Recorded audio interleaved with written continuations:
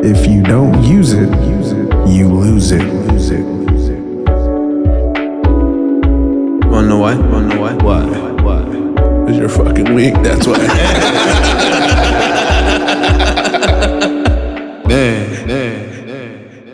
Hey, what's up, everybody? This is JTC Boy coming back at you with the Culture Stream podcast.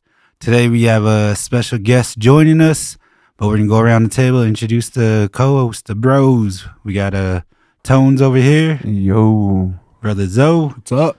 Our newest feature, our newest member to the crew, Brother Leroy. How you doing? And Jude is out right now, but he'll be back in future episodes. And we're excited to bring this guest on. A lot of you know him. There's been controversy that he stirred. Hey, there's controversy that's been about him, but he's an awesome guy, and we have some. We're very honored to have Mr. Lawrence Baker here in the studio joining us for this podcast. Doctor Controversial. Doctor.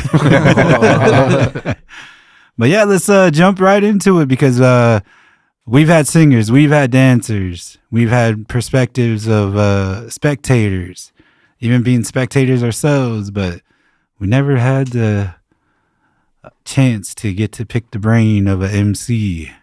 But let's get to it. How we want to start with this, Tones? I think we just go into kind of picking his brain a little bit on the powwow side of the announcer, being the announcer for the powwow, I guess. Just getting some points of views from the announcer, what his takes are on a lot of things that we don't get to talk about with announcers, or just basically how the floors run, how the powwows ran, and things like that with him. So we just go ahead and one of you guys want to ask ask him a question. Pass off the honors. Well, I can ask him. I did already just before, but just getting his point of view on how the floors ran. Would you rather be the announcer to run the whole powwow, or let the arena director do his job and you just kind of take orders? Or I mean, there's a lot of controversy out there with that nowadays. Some announcers just take it and run with the whole powwow, and some announcers are just there to announce for the people, and some announcers are just there to get paid. Yeah. Yeah, exactly. Tonto, it's a good question. We were talking a little bit earlier off camera, off record, and for myself as an MC all these years. Damn, you sound really sexy on that mic. That's what she told me. You said sound sexy, so I'm trying to get sexy. Everybody's gonna ask for him to come back. Have him host. Yeah. So basically, for me, in understanding the guidelines of what it is that I'm supposed to do, I'm supposed to entertain the audience. I'm supposed to joke a little bit with everybody, not to the point of being detrimental, but to hopefully tease, in a way that's, hopefully nobody gets it too, like me and Tone are Magoodzity, so we can tease really hard with each other. Not to that level, but to just joke and see ourselves in the joke and either be positive or reinforcing, because, for me, the whole thing about being MC is the humor. We can't laugh at ourselves, what the heck are we doing there? But that's the role. And then to be on call to basically, if anybody wants to have their special, talk their special, uplift it, make it exciting, bring all of that energy to that. Now, as far as the arena is concerned, it's not my job. Yeah. I'm the MC. It's not my job. I'm there to take orders from the MC. From the AD as an MC. Yeah. So basically what happens is you have overbearing, dominating ADs that want to run the show. And sometimes they want to run every facet. And what I mean by that is they want almost, if they could plan it down to the drum in order, say, this is how we want to start. This is how we want to go. Because later on in the program, it runs into the benefit of the AD, whichever the benefit is, from girlfriends to friends to groups to whatever. Yeah. And again, we've all seen that. I always enjoy that people think we're very stupid or idiotic, that we don't understand, because it's like, you're starting this way. What does it tell everybody? Because when I look at it and they give it to me to do it this way, I'm like, oh, okay, this group's coming up, and this, all of a sudden we jump from juniors to adults. What happened here? So that's how he wants to run it. The other thing too is I've had ADs where we're allegedly on a schedule and all these things are coming up and they don't want to get into contest right away. And I'm like, what? Why don't you want to get into, but they don't want to tell me. Yeah. Okay. And so I'm pushing and we're into 20 intertribals and everybody's looking at me. Why don't you start? It's allegedly going to rain later, or this is going to go on, or we got all of the categories. What are you doing? And my deal is I'm always trying to inform everybody, let everybody know so they can prepare to be whatever. If they're eating at a camp or they're visiting or they're doing whatever, they don't have to be up pursuing the contest as a contestant, but they're informed enough to know that they know when to be back. And all of a sudden we're stalling, and I find out later, either the next day or whatever, when the AD is laughing, is that, oh, I had these people coming in and they hadn't gotten there yet. And I'm like, what? I mean, Yeah. And they have that power. Okay. Yeah. The other is that we talked about drums and all of this, and I get that a little of that happens, because we're influenced in from head judges to singing judges. There's all this influentialness. So don't you even know this, that we won't start a contest Friday because we're waiting for everybody to come in. And that's just across the road because we want everybody traveling to get there. Yeah. I agree with that. I have no whatever on that. But then some people would say, well, the poster said this time and they should be there. If they're competing and they're going after that money, they should know that. Well, yes, that's true. But being on the road like we all have, there are things that come up and happen that are out of our control. So again, we want to just say in a good way, we're going to wait till tomorrow to start. Just trying to accommodate everybody. Yeah. And that's a little bit different. And I think the ADs behind the scenes have so much of that power that it leaves us with our hands tied. So now, what is it that I got to do, which makes me look guilty? I got to explain something, or I got to move into something, or we have a couple of round dances, or we move to somebody special that's going to take time to have whatever happen. And so I try to get everybody prepared for that. And then all of a sudden these people show up, or we're ready to go, and then we switch. So that's why you see, is it indecisiveness of the MC? No, it's not. I already have an idea what's going to happen, but it's usually the AD or somebody on the committee that'll tell the AD that we need to go this way, or we need to do this, or we need to do that. So a lot of times, outside influences, as you would say, probably committee or AD or any of these kind of deals, will change the trajectory of how the powwow will go. You usually have some good ADs that will say, we're going to do this, and this. And they're getting hammered. Who's your favorite AD then? Even by the committee. I'll take the safe answer and say Zane Baker is the best AD that I've ever worked with. How's that sound, Toto? I've worked with so many, and in the reason that I say that, he's the youngest, so he hasn't gotten any of these bad whatevers, is what I'm saying. And he knows his role, and he knows what he's supposed to do. ADs that have done it a long time get set in how they do things. And this is why I believe, back in a podcast, several podcasts back, and you guys talked about this, even you, Tonton, you've been a head singing judge in all of this. Sometimes they follow that person because they think there's going to be a better outcome. Yeah. And it's tough to get away with that. ADs too, you brought that up. ADs too, they'll come and follow a certain path. And 9 times out of 10, their people, which I don't know who their people are usually first, second, or third, fourth, and fifth. And you know. And I don't know how they do that. I don't have no explanation for that. I have no idea how that plays out because I'm not a head dancer or a singing judge. I just see it though on this side of the mic. Yeah. I'm like, I read the winners and I'm like, oh, here we go, you know. And I don't mean that in a bad way. It's not like I'm looking for it all the time, but in some of the powwows that I've done, you see that. And so maybe that's why, in a controversial way, I'm not doing those powwows with those ADs and those crews. Yeah. You know? I think one of the biggest controversies that we had on in Mandaree was I think Nelson had you explain it a few years ago. And but it was true to a certain point, you know what I mean? Yeah.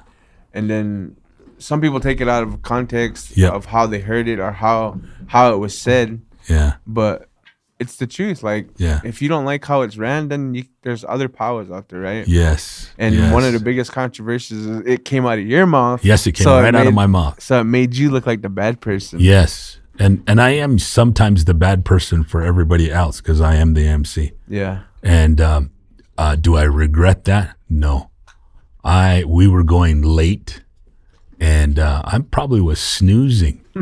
And they got up and Nelson said, hey, you need to explain it this way and do it this way and do that. And I go, okay.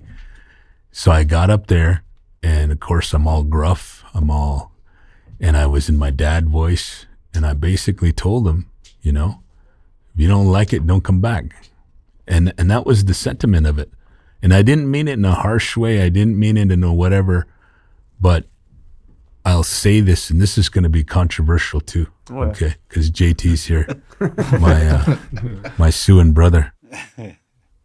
I have been in the singing group that have been singing at Siouan powwows, and we've always either lost or not placed because somewhere in the rules that weren't in the rules, that are unspoken rules, is that you need to sing these word songs for some of our traditional or women's traditional.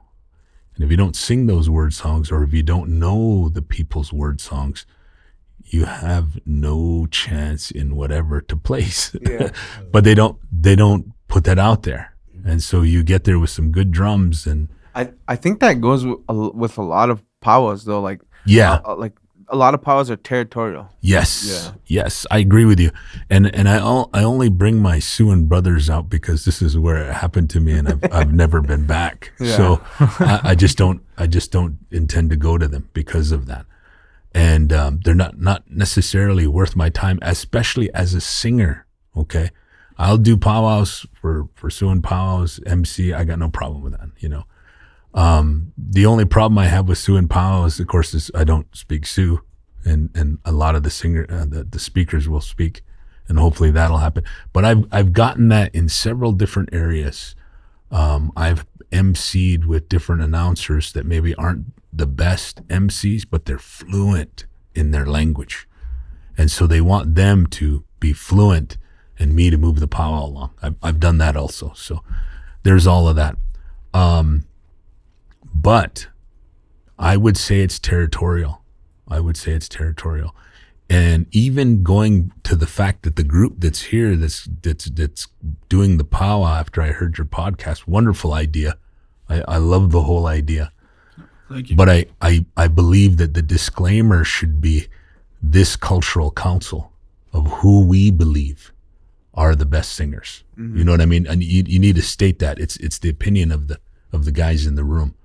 Who are all singers, who are all whatever, but it's only this opinion. Yeah. If we got 5 guys in a room from Oklahoma, it might be a different opinion. Yeah. If we get 5 guys from California, it might be a different opinion on the singers, on the singers. And so I think that needs to be known, because even in our trying to be the same as everybody, territorial, you want to at least let people know that it's this territorial. But I still think it's an awesome idea. I still think it's a good deal. I know you guys were excited and there was more you want to talk about, but I agree with you guys. Don't put it all out there. Yeah. Alrighty, so yeah, we got a new guy to the table here. Another special guest that just kind of came through. He's working on his new album and had some ideas that he wanted to lay down. It's awesome to bring in. He's probably one of my favorite song makers. No lie, Junior, probably one of my favorite song makers in the new age. And that's not really a thing that many people express. Appreciate that, because that's something that for me myself, that's something that I take pride in is my song making. And because for me, it's like you could be having a good day, you could having a bad day, but you can totally go off the vibe and just build from there. Like I said, for me, it's more of it's like a expression of self. Like I said, can go off totally vibes, that kind of thing. So I appreciate you saying that, though. I kind of like that. Mr. Triple Threat. Sid Vish. Sid Vish. But welcome, man. It's awesome to have you here. We want to share some insight. Awesome to have Lawrence here as well. You guys just heard him share his opinion and things like that. And that's what we need. You know, we can't be afraid to express our opinions because, you know, at the end of the day, it's what we think. You know, we don't speak for everybody. We have our own opinion. Some people agree, some people disagree. But that's what we're here to talk about. So that way it becomes a conversation for growth. It becomes something where we can get better at, whether it be a powwow, round dance, whatever. Just become better individuals. But yeah, back to kind of one of the things that I want to ask Lawrence is when it comes to dealing with singing contest, announcing for like the head singing judge, what is like what do you notice about if they have a favorite or if they don't have a favorite? You know what I'm saying? Like, do you notice if they're trying to make it for this group to win, or, you know what I'm saying? You know, I never see that from my side, like the ADs. I know it's just happening from head judges. It's just happening. I don't know how. I don't know, other than accusing, I don't know any. I just see it. Yeah. So my deal is, I haven't investigated this. I'm not Law and Order where I'm going to say this is what happened and this is whatever, you know. I have no idea. But week in and week out, the powwows that I see, and especially the ones that they do, the outcome is usually the same. Yeah. You know, and I don't know how that is or how it works out. I have, other than accusing, and I'm not trying to accuse anybody, it just happens that way. So I know after watching all of this for 20 some years, you're like, is there something going on? How does Joe Schmo come and always this other drum always wins? Or we don't see them here. They're not in our area, but Joe Schmo comes up as the guy and they're here. And they win. Yeah. You know, so I'm like, I don't know how that is. You know, I really don't. And I don't see it. I only see the good stuff, which is, and you guys know this, is sometimes we have people with animosity of singers. And I don't know where it comes from. My sister was with this group. My cousin, my auntie, they do whatever it is. I don't know where it comes from. Yeah. But they're trying to shaft in a way where they'll rate 3 groups high and they'll just zero out, or they won't put any points down for the other groups.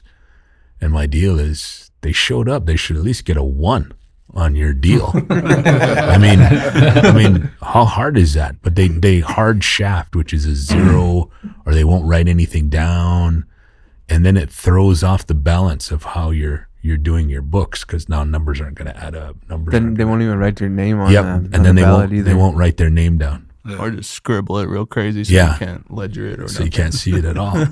And so then I'm up there going, because he was the judge. And I'm like, there is no you know, I don't know who that is. You know, and it's these 5, and it's got to be one of them.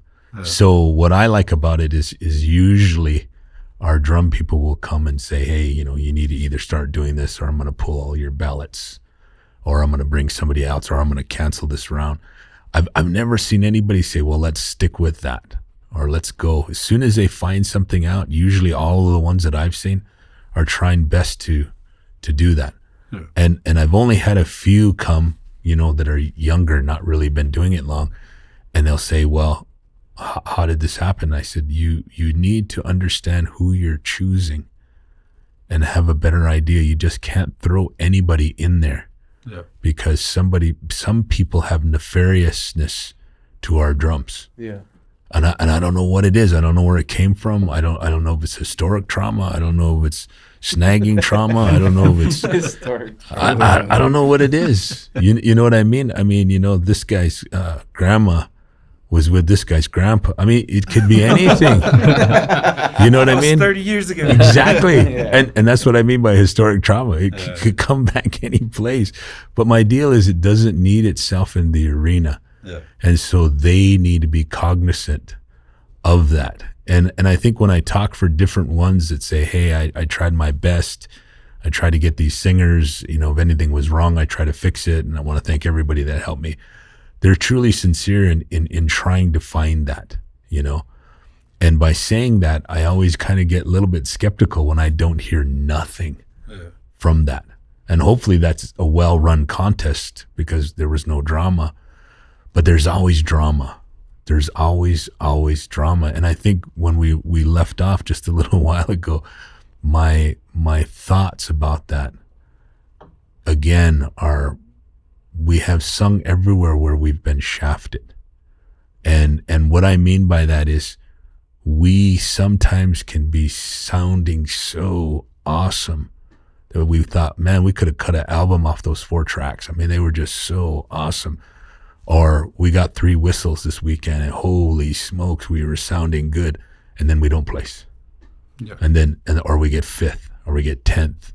Or we get, and then sometimes we'll go to, and all of you have known this, we'll go to some powwow and we're singing just regularly like, hopefully we place, hopefully we're going to get in. And next thing you know, we're winning. And like, geez, how did that happen? Yeah. How did that happen? And so that gets me back to the point where I like what you guys are doing with your thing. But when some people talk about this, like the Wade Bakers and a generation above you guys, their real deal was how do we educate the judges? How do we find fair and unbiased judges? And one of the things they talked about is basically putting a class down of what they're actually looking for and spread that out in the United States where our Indian people are. And so you'd have judges from different regions that would come in and judge instead of anybody that was around. The other thing this laid off of too is some groups, they get so hot that they could barely show up and do one song and win the whole contest. And you're like, what the heck? How did these guys, you guys know that, right? They're on a tear. They're winning everywhere. Yeah. They're doing whatever, Maybe they snagged the right judges. I don't know, but it's just like, how are they doing this? They're in Canada, they're over here, they're over there, And so I think a lot of that too, and maybe you guys could be wrong, but I kind of think that's why a lot of our southern drums up into Canada and way up into the northern parts, no southern categories and still just rocking it, still winning, still whatevering, Mm-hmm. I don't know what that's about either, but that's kind of a trend too, I think it comes down to new music. Yeah. A lot of places like especially up in Canada, there's not many southern drum groups that go up there. Nope. And I think at one time, I think it was like 2010 or 11, Youngbird was up there. They did like a summer, a half a summer up there, but everywhere they went, they had like 5 or 6 guys, and they just cleaned house. Yeah. But that's like Canada. They don't got the southern. They probably got one drum group up there now, but that's 1 out of 50. But I think you're right with the new music, especially at different celebrations. I've never heard it. Yeah. And that style and that sound, because it does sound good. And again, if they've never heard it being that far north, it's like, wow, just opens their eyes, So as an MC, when you announced the singing contest, has there just been a surprise? Like, what the hell? There's always a surprise every weekend. And I really question, JT, was I really listening all weekend long? Was I really, because I'm like, I see the end result and I'm like, was there some shafting going on? Was there some, because what I heard and what plays out, I'm like, wow, what happened, But again, I'm not really watching because there's been times that groups really sound good, but they get caught up in technicalities. They miss roll call. They didn't have the right number of singers. They're trashy area. They're, all of those things, and I think that's what frustrates singers, because I'm here to sing. I'm not here to keep your powwow grounds clean. And I understand that. But all the committee is saying is being respectful for your area. And I think we're all respectful of our area. But, when it gets to technicalities, then really is it a singing contest? You know what I mean? Because then you would really want to look at what is our criteria? Yeah. Keeping the area clean. That should never be a criteria. You know what I mean? That should just be a given. We should know that at all times. But so what I'm saying is, yeah, I've seen a lot of them that are like that. And I've seen a lot of them where in the same areas that I'm at, and I'm at same places, and then there was same area, and these guys won this and these guys won that. And then that's why we go into the crazy thing that, hey, in the last 3 weeks, these guys have won over $42,000. You know what I mean? And again, if you're able to make that and they like your sound, why not stay there? Yeah. Why not sing over here? We're on a hot streak, we're on a whatever, But again, yes, it shocks me. It shocks me. And I'm like, maybe I'm not that good of a singer, or maybe I'm not listening right, or maybe I'm hearing what should be the focal point and nobody else is judging it. Yeah. You know what I mean? So there's all of those things. And it's some of the things you talked about too, that somebody will overbeat, or somebody will come in, or somebody will start when they're not, and it's like, oh, okay, Yeah. And they get forgiven for that, and they go on to win. And you're like, how was that possible? Yeah. But maybe they overlooked them and just went with the singing. You never know. It's always different, but yes, it's always surprising. Also, the winners are always surprising too. I just get like, wow, because as we all do, we're watching the powwow, we're listening to singing, we're listening, and you're up there and I go, holy man, these guys are blasting, they're blasting. And then we get to Sunday night and they're like way on the bottom of the list. And you're like, is this list upside down? Is fifth place supposed to be first? Or am I supposed to be reading from the bottom to the top? Because I'm like, what happened? And again, I'm not privy to the technicalities that these judges are looking at, or adding up, or any of that stuff. So I have no idea. But yes, am I surprised? Yes. I think that happened one time with Jude and them, huh? They read. Oh yeah, that was over at Long Plain. That was my very first time singing with Young Bear, and should had like 12 guys, stack crew, awesome. You were there too, wasn't it? A Long Plains? Yeah. So they're sitting there, it's like 5th place, Young Bear. Us guys, what? All right. And then he said high noon. Kind of just went up the order, and then come to find out, like the 2 weeks later, that lady told Jude like, oh, they wanted the drum group to win, so they reversed it. Wow. Yeah. So 5th was first, and so on and so forth. But yeah, that's how it goes. It's powwow committees, it's I know judges. It's and I get in trouble for looking at that list. JT says, "Is this upside down? How can this be? Is this?" And then they like, no, just read it. And I'm like, okay, because that don't make no sense. I think if like one of my big things is if you want somebody to win the contest, like make them host. Yeah, exactly. Quit fucking around and just make them host. Exactly. Because then that saves everybody else's time from going over there and getting second or third place. You know what I mean? Yeah. Like, take that first place money and give it to them as a host drum or something. But they only got a budget of $5,000. Or they could call you and then just tell you not to show up. Or you could next solicit day. fucking 15,000 for them and not even get the damn invite to their powwow. Well, one of the topics that I wanted to kind of speak with Junior about, and I know I kind of got his opinion on it when it kind of went down, we tried to talk about it last time, but we are just like, hey, that's not our way, man. You know, we really don't know what's going on, but it set ablaze to social media and everybody's opinion about this and that. People from the South talking about what they know, but you know, for us, it's like I could give my opinion, but it honestly doesn't mean shit because I'm not Cree, you know. And I want to ask Junior if he's willing to share his opinion on the viral video of the guys dancing on the tables. I don't know if you've seen that. They're at a round dance and Memorial round dance, and two guys just jumped up on a table in the middle and start singing and kind of, I guess, feeling the spirit. Show us how they did it. Let's go. But yeah, I mean, if you want to give us some insight on your opinion and your teachings, because I know that's coming from a very respected family up there, the Tatusis family from Poundmaker. Well, for me, like when I first seen that, like I was really shocked because to me this is in the heart of round dance country, Treaty 6 territory, and I got to live half my life up there when I was younger, and just in my short years that I've been alive, I've seen it change so much already to where there's like almost, I really hate to say it, but there's no structure anymore to the round dance. It's like from what I seen, like when I was a kid and I got to see round dance, like everything was very structured. Like you did not see children there. Like there was no kids running around. Like there's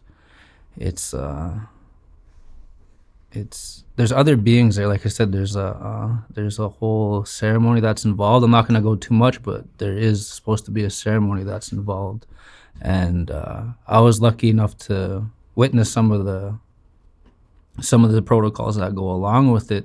And like I said, I was just pretty shocked about it because like this is in Cree country, and the style of round dance that they were singing was Cree style with the Cree style beat. Because like for me, you got your Plains beat round dance, you got your Kahominy, and then you got like there's also a rabbit dance, there's your owl dance, and then there's a round dance. And like to me, originally all of those had like their own specific beat and then their own specific songs that go along with it. And for these guys to be dancing like this or standing on the table singing up there in Cree country, like I said, I was just shocked. And I was kind of surprised too that there was older singers there and they didn't correct them.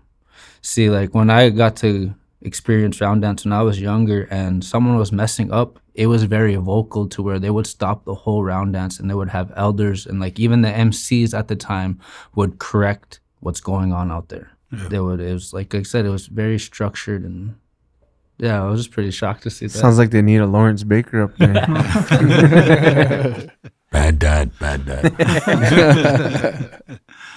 But yeah, I mean, like you said, it's a ceremony. There's a meaning to it, and it's just something that we don't want to get into on this podcast because, like those I are said, tobacco questions. Yeah, those are tobacco questions.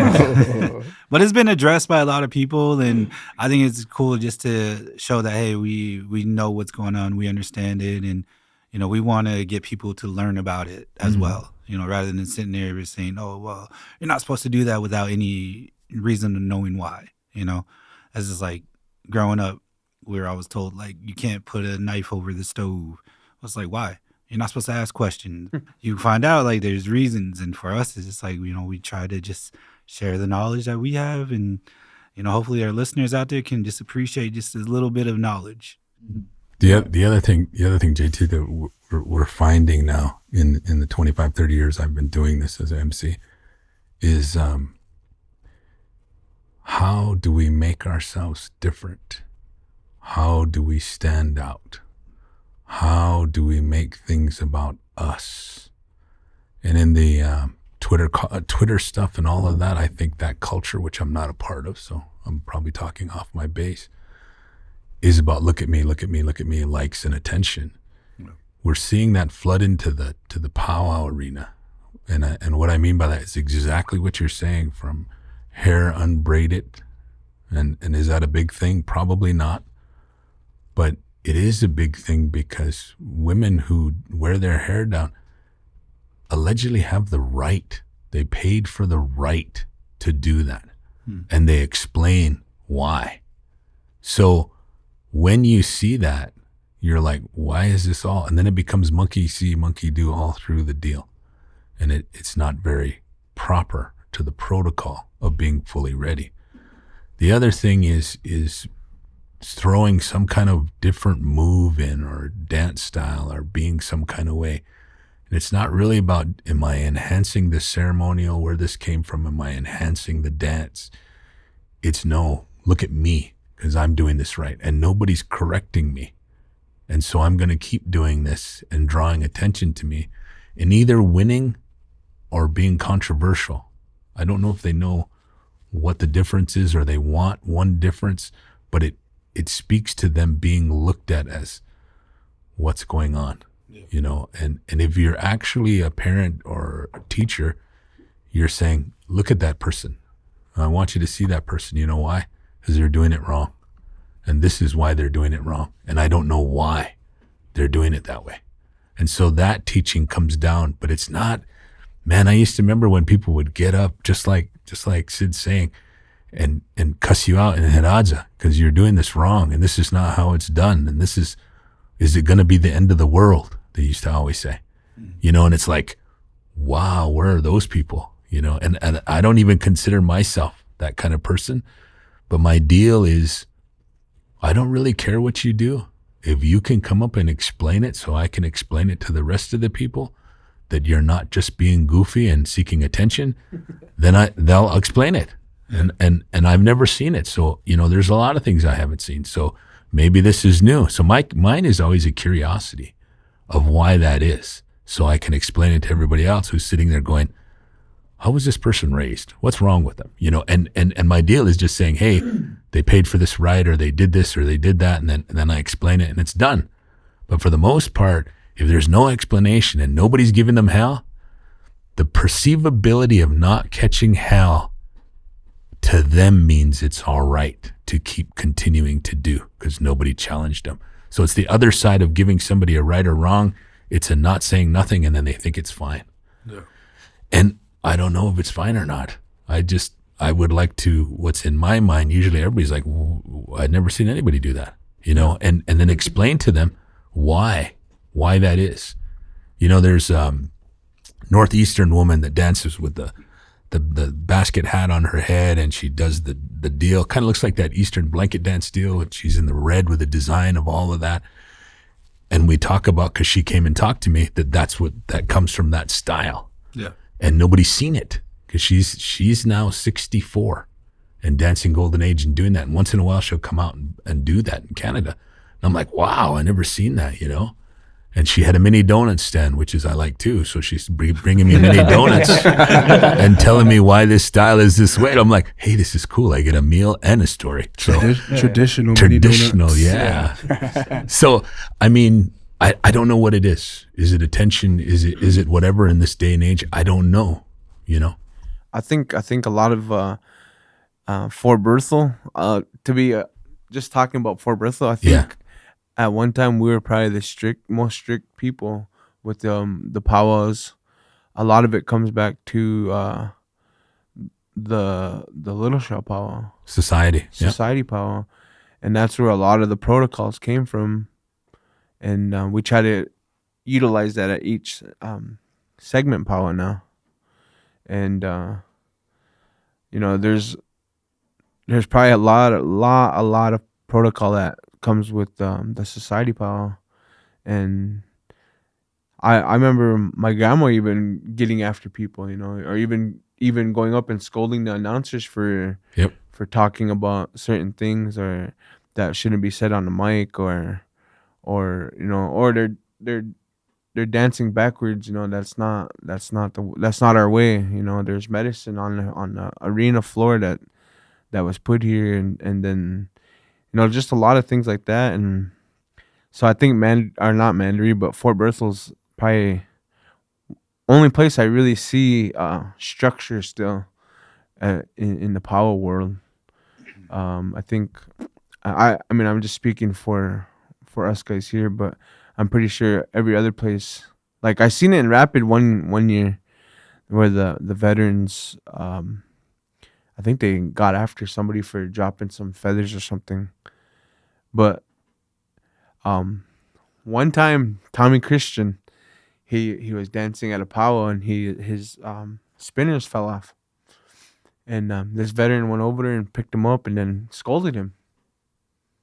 And Tommy got on the mic and he said, well, where were all you veterans at when that eagle fell out of the sky? You guys weren't out there picking it up, he said. So right there is kind of like, like you could have took that as a lesson, or are you going to teach them something too on top of it? You know what I mean? So there's just I think nowadays everybody thinks they know how it should be done. Yeah. Versus, try to teach somebody, try to show somebody instead of just saying, oh, this is how they did it a long time ago, or this is what I was shown. Because nowadays a lot of people are taught different. We have a lot of different cultures in the powwow world, like the woodland dance. That's fairly new, and now I don't know too much to speak on it. And that's how it is. Like the powwow progresses. Like it there's always a new style coming, and then you're also gonna get those people like, well, we didn't do that back then, or we didn't, so kind of talking on what you were talking about is like there's controversial everywhere, and it's basically trying to be, you have to be open-minded to be shown or taught. Yeah. I remember back to the woodland dance, one of my friends, and they're just like, yeah, the woodland dance is the original way that the warriors dressed. I was like, well, why do you say that? Because you look pretty dumb running through the woods with a bustle on.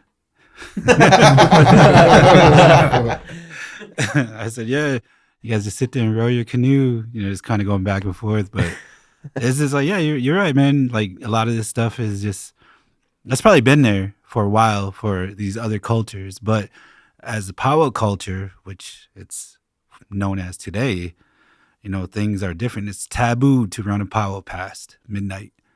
But you come to Fort Berthold, it's just like, man, we're going to go till all these specials get done. At one time, Mandaree, all these Fort Berthold powwows, they were all about specials. No singing contests. I mean, I remember, Mystic River would show up and, families paid them to come and sing for the specials. And all this, like they were here due to the families bringing them in. Yeah. And that's just it. It's just when you come to Fort Berthold, it's not a casino powwow. Right. And a lot of people think like every powwow should be run like a casino powwow. Right. It's just like, we're in the middle of nowhere. The nearest casino from White Shield is Four Bears, which is an hour away. So it's Till like 2025. Yeah, and then they're building their own. Yeah. And the thing about it is it's like, we can't quit at, 11 to get you to the freaking casino so you could try your 20 or get you to the bar. We're there for a reason. Get you to the bar.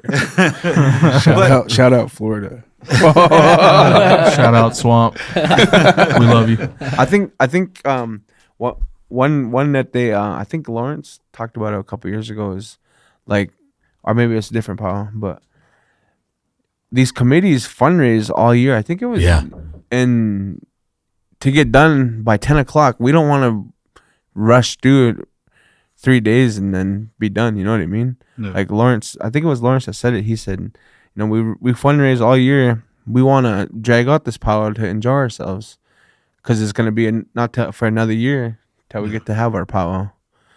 And a lot of people get frustrated with it, but it's like he said again, if you don't like it, there's also other powwows going on. Yeah. But a lot of people come here because we know how to powwow. Yeah. You know what I mean? We know how to. Mandaree alone was one of the biggest powwows in the past couple of years. I think past 5 years, 6 years. There's But- always feeds and everything. You Yeah. can show up with $20 in your pocket in a tent. You're gonna eat all weekend. Yeah. Yep, no problem. Yeah. So I mean, Fort Berthold does take care of its visitors, and that's that's been established. The other thing too, JT, this has been talked about by a lot of people our giveaways and all of our stuff that we do. And so in the last, I think it would be 8, 7, maybe even sooner than that, we've gone to having Thursdays as our main giveaway. I remember a long time ago they used to have giveaway day at Little Shell on a Thursday. Yeah, That was yeah. like, That was the first time it was done, was Little Shell. And that used to be camping day. yeah. But again, different with the society powwow, that whole week that they camp out there, because people are like, July 4th, I can't even find a spot. Well, they're already trying to camp for Little Shell. Yeah. And the reason why is that whole week is supposed to be set aside for the society of having their feeds with their societies and bringing new members in and all of that, memorials, all that stuff's supposed to go on all week, either at their camp or brought down to the main arena. All those things are going on. And I can't remember when it was, but Charlie talked a little about on this on the deal we were talking a couple of days ago. Giveaways and clanships and War Bonnet Parade. Yeah. He said Wade intentionally, he was on, and he let him go ahead and give. Go ahead and do your thing. Go ahead and do your thing. Everybody wanted to go on Saturday. So they kept going and they kept going. And then they turned around and had grand entry at 10 o'clock at night. And they went through the evening with what they were due till 4 or 5 in the morning. So the point he was trying to make is we are going to give away, but let's set aside a day. That's when that Thursday deal happened. And it started there. It's right. Tone Tones is right. It started in Little Shell. And then it continued on now, I believe, in the last 5 years that almost all of the Fort Berthold powwows have a Thursday set aside, which used to be a camping day. And so they try to get rid of all of that. But again, even when we have specials as committee members and we do whatever, we still want to give away during that time. And it takes a little bit more time. We're trying to get it so everything's given away on this day. But then the problem becomes our visitors get their Friday and then like they're used to being taken care of. And all of a sudden it was all done Thursday. So now they either have to adjust and come in and be with us Thursday or not. And some of them do know we do have visitors on Thursday. So that was a change, again, contemporary style, even with what we do from the society that we move forward and still doing now is with everybody else. So kind of more so to accommodate the powwow and visitors, just to keep the flow of things. yeah. Yeah, I get that. So there has been change. I also want to say, JT, in closing out as MCs and different positions, one of the things that you have to understand, and I've known this for 25 years, again, my position, like I told you, this is my position. But I've also worked over the 25 years with different people. I've worked with Tone Tones. I've worked with all kinds of people. And everybody wants to know that their opinion is right.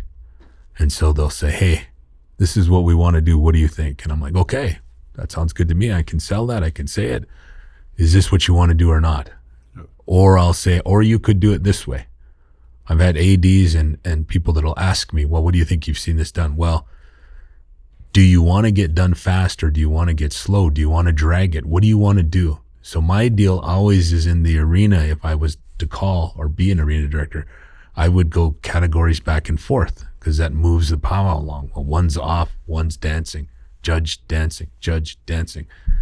If they're doing one song, that just is incredibly fast. Yeah. If you're doing 2 songs, it's whatever, do you want to do all the girls first and then all the boys? All of these things have practicality and how much time are you going to use? So usually younger ADs will say, hey, what do you think of this? And I'll say, well, do you want to get us out of here? Are we on a time limit? Do we have to be out of here by 10? Do we have to be out of here at 11? Are you trying to get to 12? And so we'll do it according to that. And then my opinion is out there. It's still their decision. It's my opinion. And I offer my opinion freely. They can either take it or not. That's totally up to them. Yeah. Some will do some things and use this, or some will do this and they'll do that, or they'll change it up in what I've explained to them.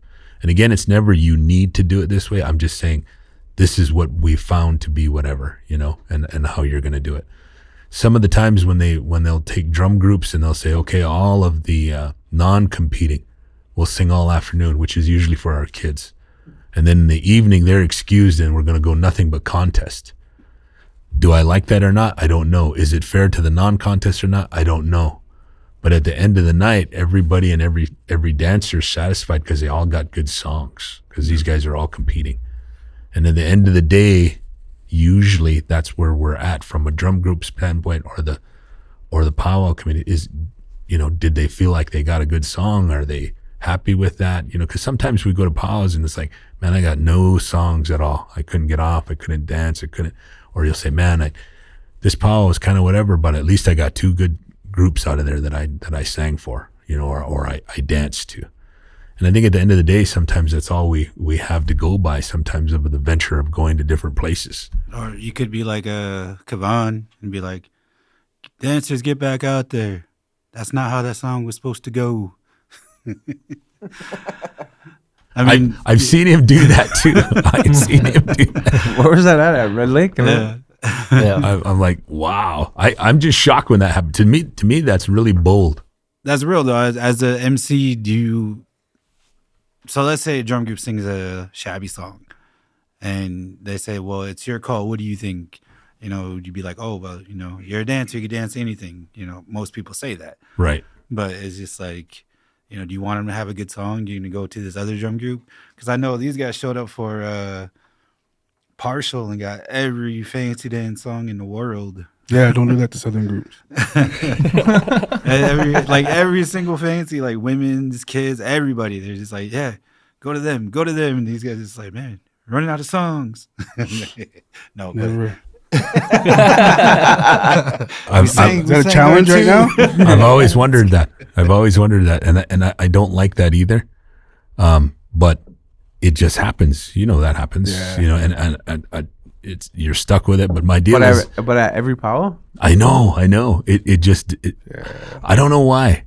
It's not me. It's usually the AD or whoever that says, hey, go back to these guys again, or go back to these guys again. Or they get a crappy song and they say, okay, well, let's go back to the Southern group. I mean, The only time I really hate it is like singing contest. Like they like purposely go to a Southern group for fancy. Mm-hmm. yeah. And I don't like it. But then what I kind of learned, kind of secret, if everybody hits that damn drum hard enough, shit, it looks good. So Yeah. then it's like, oh, everybody knows the song. Everybody gets to stop. So it looks good. And it works out. But yeah, if it's everybody's already contest and they just need somebody to sing, and I don't mind it. But it's like, shit, you get, sing for you sing for categories. And then Saturday you get men's fancy, and then Sunday change up, be fancy again. It's like, what the hell? Then somebody else, get to sing a sidestep, but they sang women's traditional, whatever, the day before, and I don't like that. And I really understand what you're saying, and I really think that that's unfair. And why I really think that's unfair, and Tonton knows this too, is that in the day and age we live in here, last 10 years, even with COVID, everybody who's challenging the money needs to know all of the songs. Yep. And so I just get a kick out of it when Southern guys go and sing a woman's sidestep song, or they don't pull out a trot song, but they actually sing a foot slide, or they do I don't know if I've heard you guys do double beat yet, but you know what I mean? There's all these songs that they could do, and they're doing them. And I think that goes to the credibility of these guys are song, they deserve to be in this contest. Like, They're evolving. yeah, same thing with Tonton, he sings all these wickedly high songs and does whatever, and then they ask him to do a Southern song, and then all of a sudden, Southern Young Bear comes out, and it's and I'm like, holy, where did that come from? And I'm like, wow, that shows that these groups are, again, like you say, evolving and speaking to each other to have the right to sing each other's songs. I mean, that's the outside gesture that nobody sees from looking at powwow from the outside, is that, hey, we have good friends that are down from South, and we have good friends in Canada, and we share songs. When are we ever going to sing them? We like them, we practice them, we do whatever with them, and then all of a sudden it comes out in the powwow and they say, hey, we're going to go with you. And everybody's looking like, what? And then they bring out that wicked song, and it's like, wow. That highlights to me the capability, And then, as Southern challenging up north, that you're going to have these songs. I'm sure you're practicing them. You're not trying to say, well, we're going up to Fort Berthold. Let's pack up 65 fancy dance songs and take them up there. It's like, we're going to bring everything because we're going to show our what we can do, how we do it. And I think that shows again a lot to why a lot of Southern drums win up in Fort Berthold, and I think that's cool. So, Yeah. but I understand it. Yeah, definitely still feels more fair here than Yeah. like all the other ones. Well, just what I noticed, like being out for like, I don't know, I've been traveling probably more in Canada here recently, the last few years, and well, like you guys said, there's maybe one Southern group up there. Shout out DWAS. Yeah, DWAS, we see you, Derek. Anyways, I feel like when powwows, not even just in Canada or up north, like they don't know what to judge Southern singing on, like because you guys are talking about like they don't have that exposure to it and things of that nature. They just they just don't know. And like the first thing, if you've never been to Oklahoma or never really seen Southern singing before, like one of the first like tropes is like, oh well, we'll judge them on fancy dances. We don't have no straight dance category. We don't have no women's buckskin or whatever, because I feel like people try like accommodate still like for drum groups and whatnot, but when it comes to that and it's just limited categories to just what they normally have up there, like it's like, well, all we really have to accommodate them on is fancy dance songs, and I feel like it could work out in their favor, but at the same time, I've sang Southern, in my time traveling as well, and it does burn you out, like, all weekend, well, I mean, it's happened singing Northern, of course, too, where you sing fancy all weekend, but still, I mean, like, it just feels a little unfair because, I feel like if you're a certain level of singer, you take this as like a certain professionalism to it. You do your homework, you go out and learn whatever song, or you ask the right people. Well, how do we go about doing this, or how do we go about singing this song? And I don't know. I feel like sometimes we don't get like you said, the chance to show what we can do. Because not every group takes it to that level, or puts the extra work in to learn all these different styles of dance and song and how to approach it. But I feel like, I mean, the opportunity is always going to come around eventually, even if it's not, one weekend, down the road, you might have that chance to showcase, what you can do, or they might call on you to sing for that.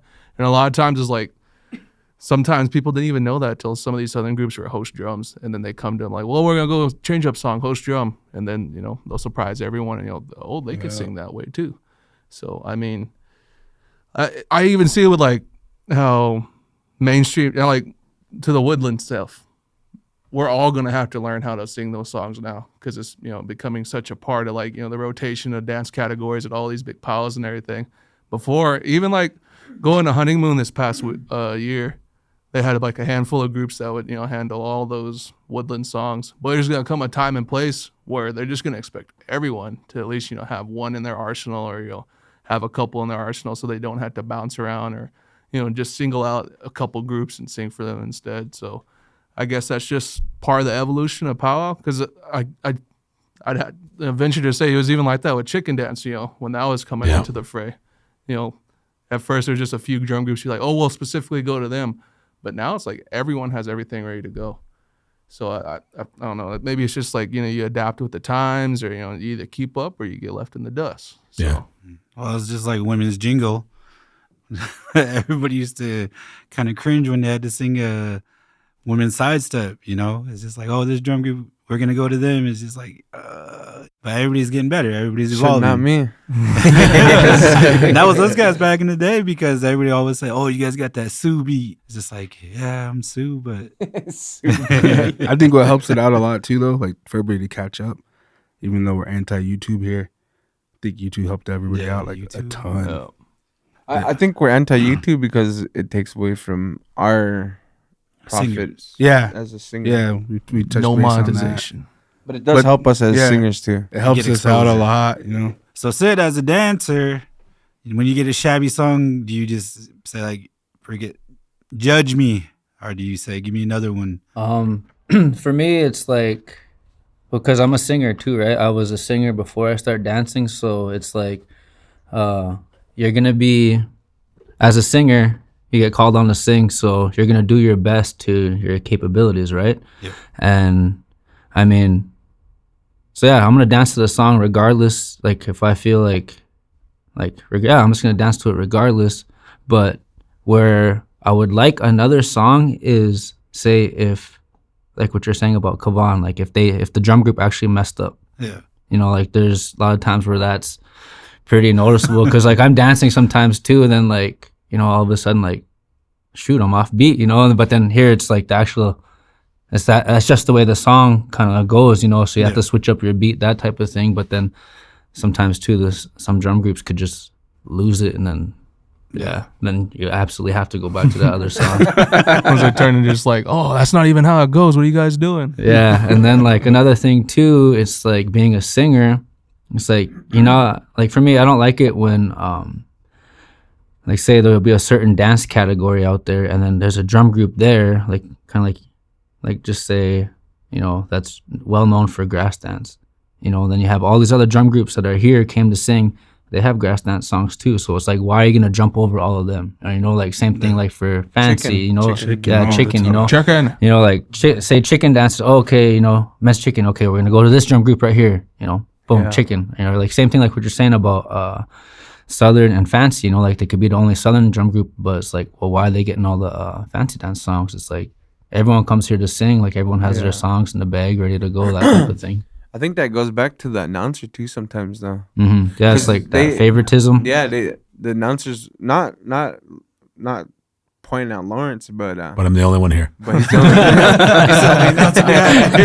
but you know, there's by announcers that association. will, all right, and I've seen it, like, all right, Bullhorn, we're coming to you for men's chicken, you know, like, well, what about this drum group? They have like you said, they have the same songs. Or Showtime, we're coming to you for women's jingle, or men's traditional, we want that Lakota song. You know, it's like there's probably another drum group over here that knows a Lakota song or a Sioux song or however, you know what I mean? I And just sing so too. yeah, It just shows like favoritism. yeah, And then it feels like they're getting more hyped up than Yeah, everybody else, all the other groups that are there, and it's kind of leaves an ugly feeling to you, like It takes everybody your else. confidence down as a singer. Yeah, because Yeah. you're like, shit. Well, they want it. Like, Yep. Hey, since we're on the announcer topic here, Here we go. hey, the MC. One thing that like being a singer, right?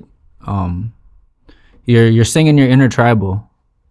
You know, like you're getting judged. It's your contest time. You're singing, so it's like when a dancer's out there dancing their contest, you wouldn't go out there and like, you know, wave your hand in front of their face or go up there and mess them up. But to me, it's like when you're out there singing and you have some announcers, you know, like I said, singers are getting judged, but you have your announcers that are sitting there talking all the way through the song. And like as a singer, like to me, that's very I find it disrespectful because you're there to provide your music, right? You're sitting there sharing your music, and it's like the MC's talking the whole time. Or same thing like with grand entry, that type of thing. Singers are singing a song, and like dancers, like I'm out there dancing too, and I can't even hear because the announcers are blah, blah, blah, blah, blah, like going off like the whole time. You know what I mean? It's like, that's in my mind. I'm like, dude, like shut up. Like I want to hear the singing. Like I'm here to enjoy the music, dance. Yeah. So there's no need for the hype, is what you're saying. Well, there is, but I mean, it's just like I said, you wouldn't go and mess up a dancer when they're. No, I get it. Yeah. So it's like. I mean, get the it because- introductions are Yeah. needed, you know. Yes, Yep, yes. But there's No, it comes to a point where it gets a little too much. Because like, Grammy I know Award. I'm not the only one that's probably noticed that. You know what I mean? Like say like someone's about to take a lead, I guess, then all of a sudden the MC will just yeah. start talking Start over. talking Yeah, right over. yeah. Yeah. Or like he said too, like I think we talked about it in another episode where announcers hype up drum groups but won't hype up the next drum group. Yes. They'll be like he said, Grammy nominated, Yes. and then the next drum group, all right, so and so, take it away. Yes. Oh And yeah. it's like, well, how you make these guys feel? Like we talked about the younger drum groups that are coming up,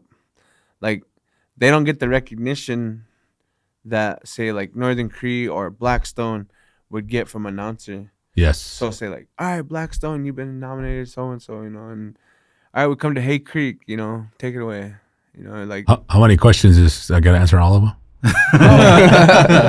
So first of all, since I he sing, feels obligated to answer. I feel obligated now on behalf of all the MCs of the world. But it does happen. It does happen. So in the hype, I try to hype, but mine is always trying to be as less because there's always songs. There's always good songs that are playing to get people to go and hype on their own. So I try to let that go, but there are things that you're trying to hype. I think when we're talking, my explanation, and I apologize, JT, but you're not Sue, so don't talk through all the honor songs. Somebody's trying to record it so they have it, especially if it's a first one, And I get that, because I've been with MCs that, man, will talk from the time we get there till the time we leave, through everything, and so you try to be cognizant of that. I'm always cognizant of that, trying to be, don't talk over this or don't talk over that. One of the bad ones that I guess I may have done before was talking over a flag song. Well, that's the flag song. You shouldn't be talking through any of that. So stop that right away. But, sometimes you inadvertently will say something at the wrong time, But I hope Sid is saying those that will just go on and on and on and on through the whole thing. And mainly, I usually like to just hear the songs too, so I'm always trying to get off of that. The other thing is always talking through somebody's song when they're out there dancing. I try not to do that, but sometimes committee and people are, announce this as a lost cat, Well, let me just wait for the song to finish, and then we can talk all we want. No, you need to say it now, And I'm like, oh my gosh, And so I get frustrated with that too, because there's people trying to tell me how to do my job, and I always think that this is the best way. It's just like too with MCs that sometimes they'll just go right into a category and not even give you any heads up. There's that kind of stuff on the other side too. So, did I answer any of them? No. No? Which one did I miss? Was there another one? Was there another one I missed? Well, I didn't really have a question. I was just kind of more or less stating how I felt about it. Yeah. No, just kidding. That was an expression of my own opinion. But I agree with that. And even the Southern stuff, everybody has gone through that. Bullhorn's one that goes through that. Yeah. Is it the MC's fault? Now, in your prejudices as singers that you're telling me right now, is this at the beginning of the powwow, in the middle of the powwow, or at the end of the powwow? I'd say throughout. Yeah. Okay, so usually when I get a chance to pick a drum for a group, it's usually on the last day. And these are the guys that these songs come from.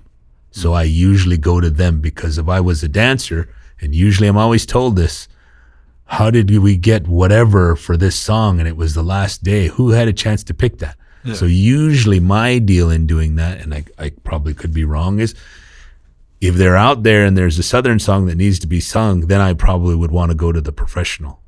If the ladies' jingle is out there and they're trying to get off on a song and whatever, and we haven't had Battle River. Well, Battle River were the ones that sang all those usually at one time too, so let's go to them. Yep. Chicken, if they're going to Chicken and Bullhorn happens to be there, yes, let's go with them. That's usually where that comes from an MC, where they'll toss us the bone to say, go ahead and pick and see.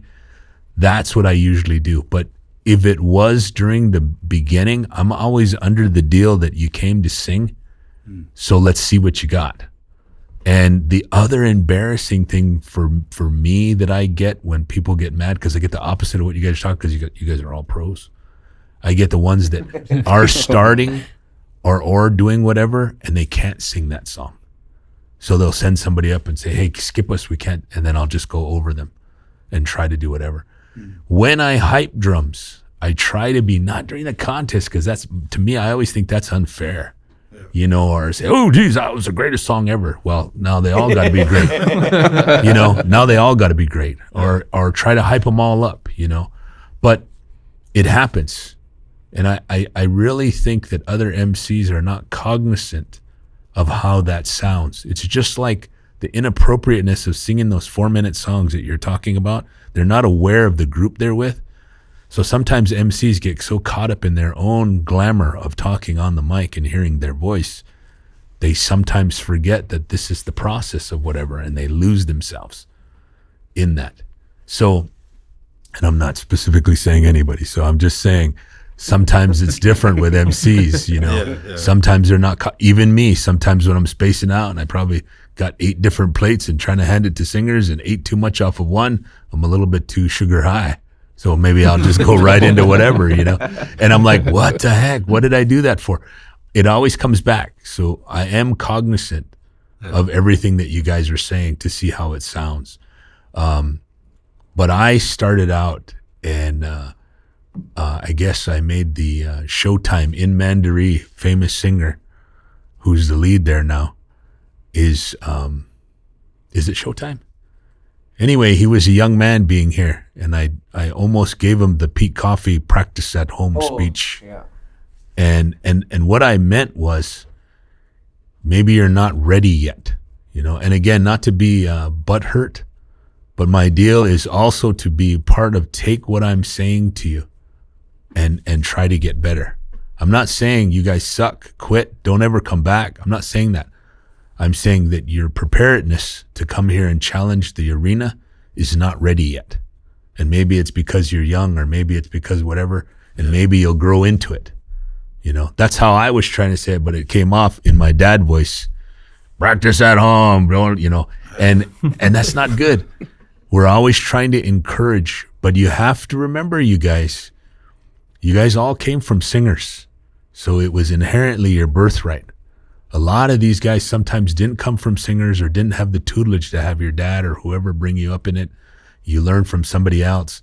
And so you're challenging too as a young person. That never was done quite a bit, where you see the young groups that we were with. They usually always had an old guy, or they had a guidance, or they had a whatever with them. And nowadays, you know, a group can just pop up just like that, you know. And do they know? That's what I'm always worried about. Do they know the regulations of everything? And 9 times out of 10 they don't. Because they'll leave their drum down and walk away and be whatever. And I'm like, hey man, that's number one no. What are you doing?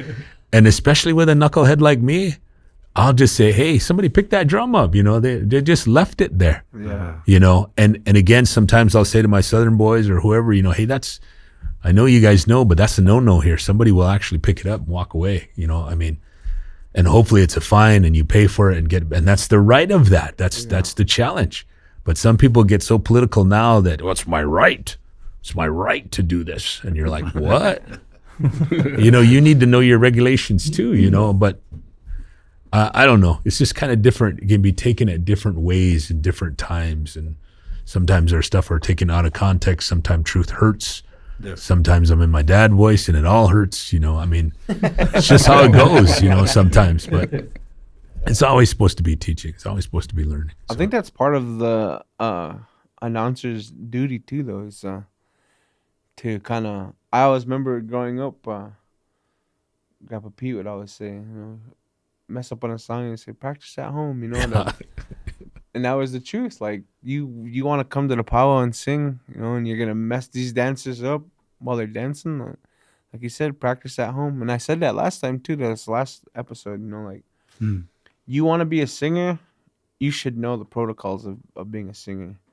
You want to be top singer up there, well then you're gonna have to go to different, not only powwows. You gotta stand on a table. Yeah, you just gotta stand on a table. Right. Show us how real quick. Yeah. But you know, it's not only powwow for a singer. There's ceremonies, there's sweat lodges, there's all kinds of things. Yeah. It's not, the powwow is not the only thing in the world that you're gonna be singing for.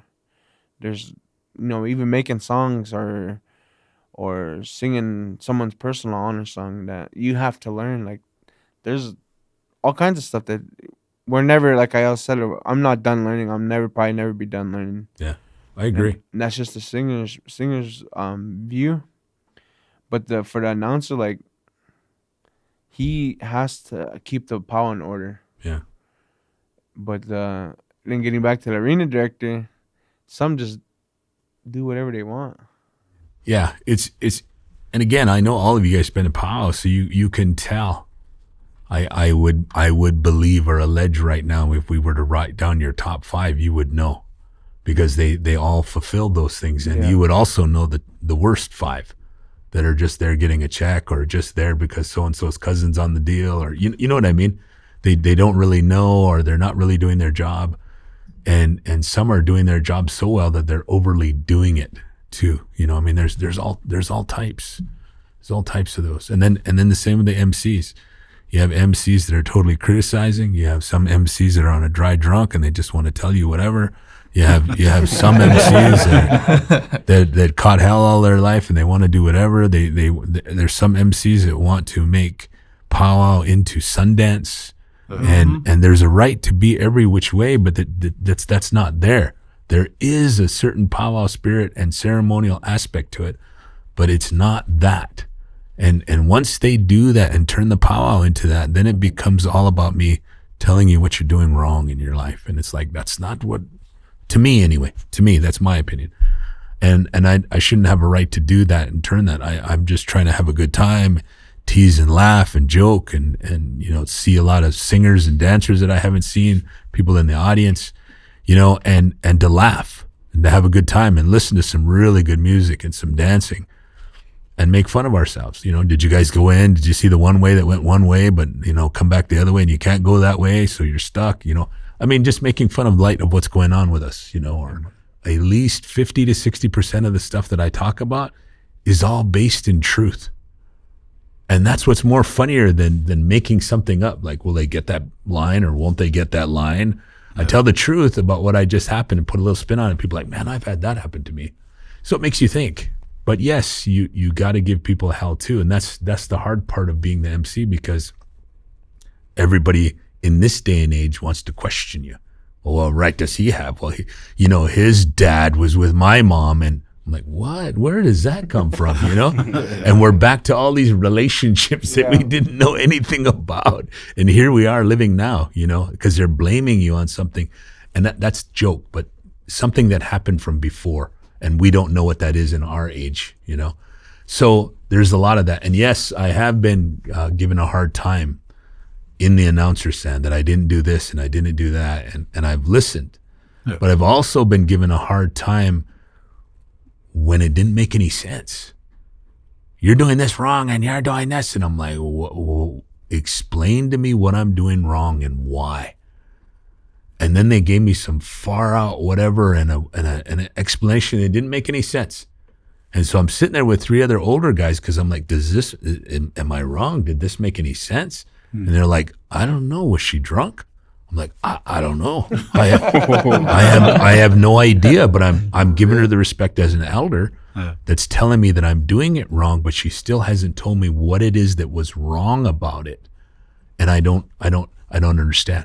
Because I'm always willing to listen to the criticism because I want to know why, because that will make me better in my explanation the next time. Yeah. But if you can't explain it to me, just like as singers, you sang that wrong. Well, why? Why did I sing it wrong? Well, when I wrote that song, it was this way. Well, now that it's out in the public, it has been changed and now it's this way. And that's the way we hear it. So if that's wrong, how do we fix that? And so then you go back and you sing it the right way because that one person created it. And then people are like, hey, that sounds like this other song. Well, was that song, but there's this and this in there. It's like, who do you appease to that? But of course you want to do that for the writer, right? Because that's the one that made the song. That's the way you want it. But if Cedric started a song here and then the next 3 years we hear it somewhere else and somebody put a change to it, is it really the same song? Because then we're sitting at the drums and Sid goes, I wrote that song, but that part isn't, whatever. Yeah. And so is it the same song? And is it better than what he created or not?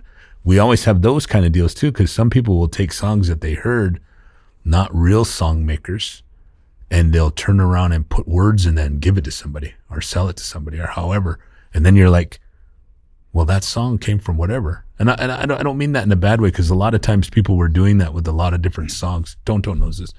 You have good songs that were really old that nobody uses anymore, and we change it into whatever, Yeah. And sometimes a lot of us don't get the memo, because a young guy will hear it on a tape, and the next song he's singing it, next thing you know, the announcer's saying, hey, that's so and so song, So we get into trouble. That's pretty common in this area. Yeah. That happened. I want to say at Mandarin one time. Big Bear had a song that they put on an album, and we're just young guys. Remember that? We sang it over there at Mandarin Powwow, and then all of a sudden we got hecked because it was somebody's song. Yeah, it was a personal song, but we didn't know. Like we were young. We just heard another drum group singing it, so we sang it too. But like it kind of falls in the thing. Maybe they heard the tune somewhere and then kind of sang it. But I think a lot of straight tunes that are like older, they were universal. Oh yeah. Cause I heard I can't remember what song it is, but there's a song in Fort Belknap, same tune.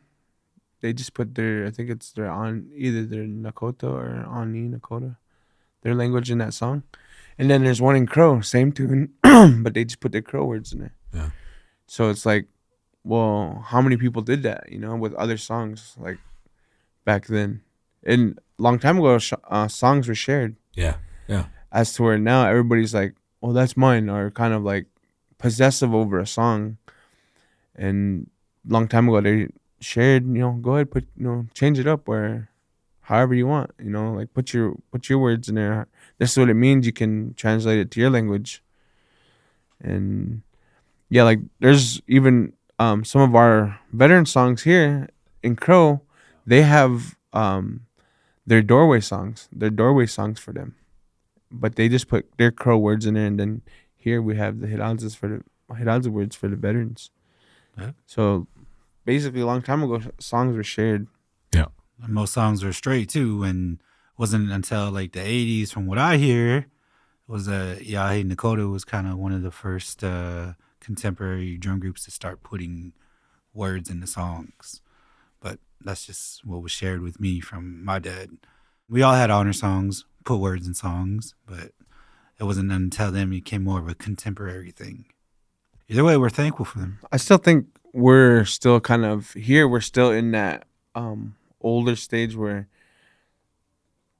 to make a song, there's really no powwow song that's has Hidanza words in it, unless it's a personal honor song, a veteran song, Kahominy, songs like that. But there's never really a powwow song that has like a contemporary style, I guess you can say. Yeah. I made one, but Let's hear it then. Got to go to YouTube. Hey.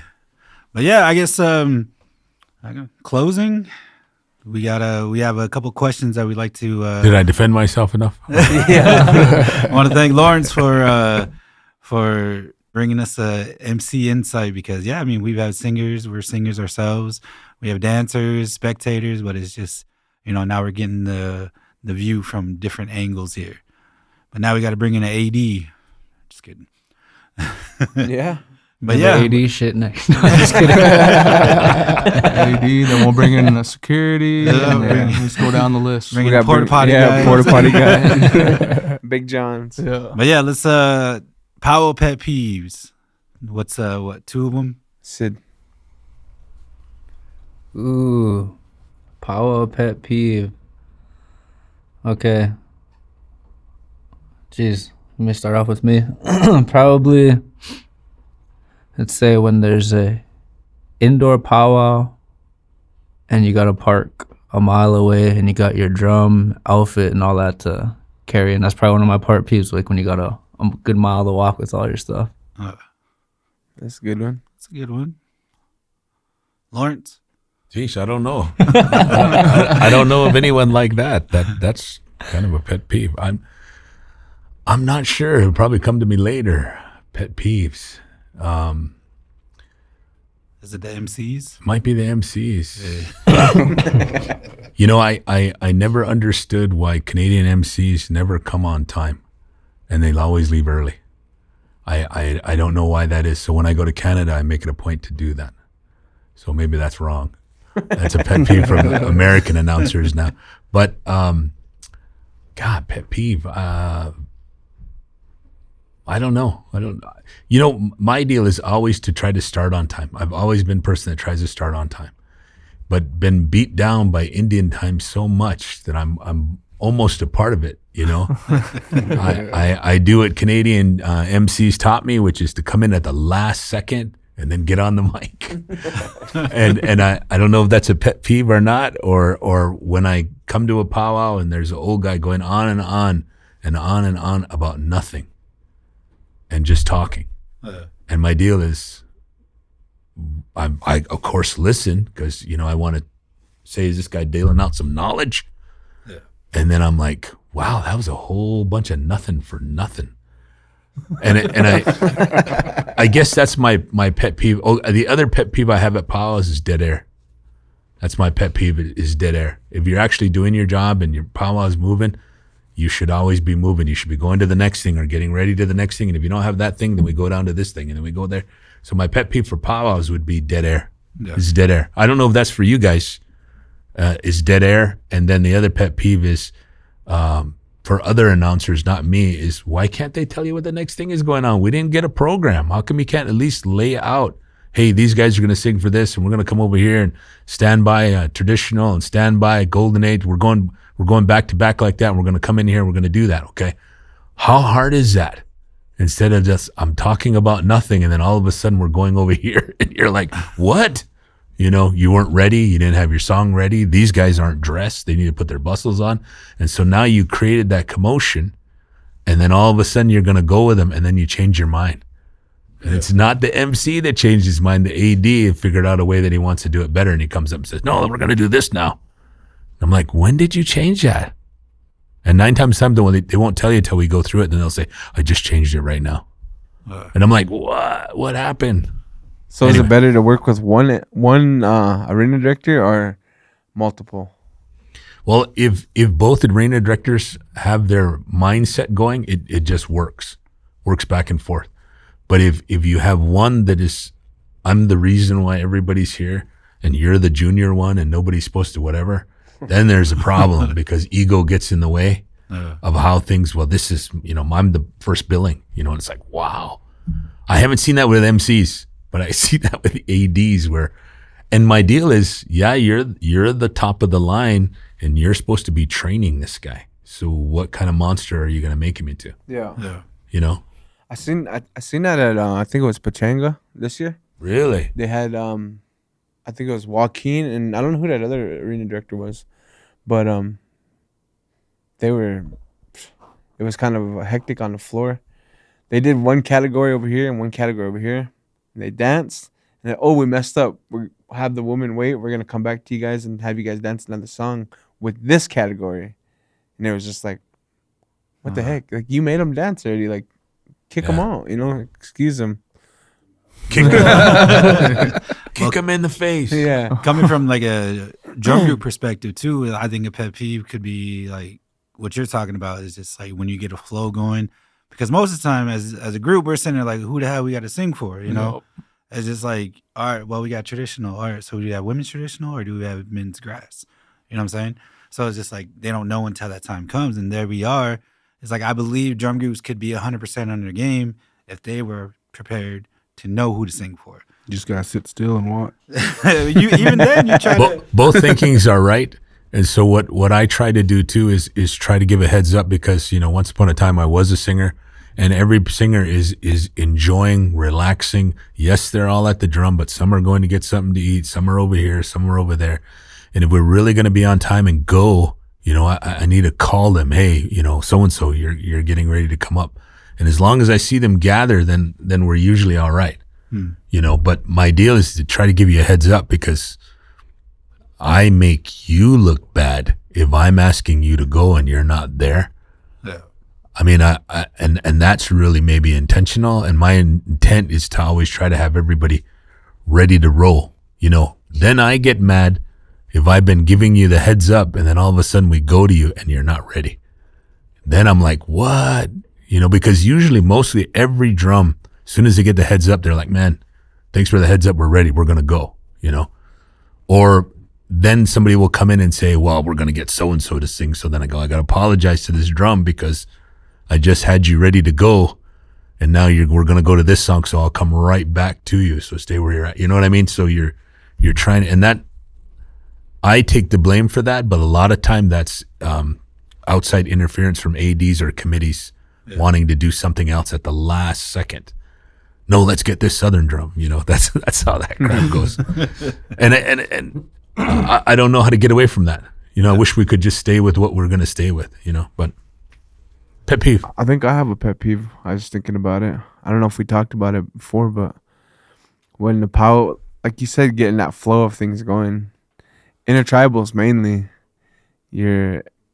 you start on the other end, the inner tribe is getting to you, and then the drum before you gets done singing, they're like, all right, we're gonna go into contest, or we're gonna Clear their arena. yeah, Clear clear their their arena. arena. You know, Tiny like, tots. yeah, it's like now our next song for Inner Tribal, we have to try to bring everybody back out to the floor. Yep. With you know, well, these guys are already all working. Well, the first drum group had to do the same thing, but you know, you're in that flow of going, like, why cut everybody else off? Like that's a pet peeve for me, I guess. Yeah. Would that count as like more like a drum order type of deal? Because I feel like, I don't know, one instance I have of this past year, we sang the last intertribal of that round, right? And they started the dance contest, still judging drum contests, a different round right after we got done singing. So it's almost like we were singing a back to back, you know? And like it wasn't an official back to back, like in the sense of like, oh, 5, 4, 3, 2, 1, go. But still, it was only like we only had like a 2-minute, 3-minute window, and then, all right, you guys got the first contest song, take it away. Yeah. Drum judges, are you there? You know, it's just like, how is that fair? Yeah. And it happened to me at least 3 times this past year. So, I mean, stuff like that, I'm not really on board with it. Yeah. And that and maybe one more thing to piggyback on that is when, all right, well, you see everyone coming down the line, you know, categories are going or whatever, and you just, you know, no one gives you the heads up, like you're saying. You don't know what categories, you know, you have in mind what order they're going into, but sometimes, you know, ADs will throw in like, oh, we're going to go 2 groups of this category or 3 groups this category, and then it just throws everything off, and then you're just like, well, we had our song for grass lined up, and now we're singing for, you know, women's fancy, or now we're singing, you know, second song for the third group of jingle, and it's just, you know, it's kind of all over the place. Yeah. I guess that's just piggybacks on top of those pet peeves. Yeah, Well, but going back to that, like Little Shot, when you had asked this guy to help out with the singing contest, and we try to figure out how many dancers are there, because you get to that point where you got to split the categories, and we told everybody, like, everybody get out there. If you have 20 in your group, we're gonna split it. So you always get the guys that hang out in the background, that don't fucking go up whenever you call them, and then boom, made it one big group. And then after a while, one of the singers that sang for their own category, they're just like, well, who the hell did it like that? Why didn't you guys do it this way? And like, well, where were you at? I mean, well, I was standing in the back. Well, how come you didn't come in the front? Because we said that if they had 20 or more, we're going to split them. It's just, well, you guys got to know what the fuck you're doing. It's just like, we know what we're doing. You got to get your ass out there. And the thing about it is just step closer. So that way everything can run efficiently. We know as a head singing judge, you try to do your best for every drum group. You try to do your best for the categories. But a lot of people just don't take that in consideration and think like, oh, you're just trying to F us up. It's like, no, we told you, everybody to the middle. Let's count it out, divide it up if it needs to. If not, we can just go with one. But I think a way to eliminate that is you can go to the registration and see how much dancers are in each category and split that, and then make your program from there instead of waiting the last minute to bring out 50 dancers. Women's jingle, for an example, there's usually at least 40 or 50 women's jingle. Yeah. And you can, as I was just thinking about it when you were talking, but as a way to fix it is you can, before the powwow even, after they close registration, you can go to the registration, figure out how many dancers are in which, what needs to be divided into 2, and then go from there. That way you're not jumping, like say, like you said, well, we had a grass dance song ready, now we have to change it up because you did 3 groups of women's jingle. You know, like there's a way around it now. I'm just not thinking about it. but well, there's still more problems with that though, because just from how I know some dancers and stuff, like there's dancers that'll sit back and see who goes into what group, and they'll go out there and make sure they're in the less stacked group, or, you know, they'll go in the weaker group, so if they get, you know, judged or they get that round, they're gonna do better in that round. So that doesn't happen, really. It does. I'm just shocked. It's a real thing. This is the first time I've been awake all year long. But yeah, I mean, that's you know, that's what we talk about. And it's 2024. You know, either you can find a way to make it better, more efficient, or you can just go about it in the same way and complain about where you're set. You know, it's up to the people to make that choice. And for us, it's just like we really thought we were just doing good for the drum groups and the dancers. But yeah, like I said, there's always going to be those problems. We come up with solutions, and like Lawrence said, it's an opinion. You could either take it or leave it. Hey, I got another MC pet peeve since I have a dancer to my right. I really, really dislike watching the arena and watching all of the dancers who don't know their shit and get bucked off the song. And it's the most beautiful song that I've ever seen. And then they get up there and complain that they want another song. Okay? That's my pet peeve, because what will happen next is they'll get another song and they'll all get bucked off again. And then they want another song. And my deal is, that song you should have known before the other song. Okay?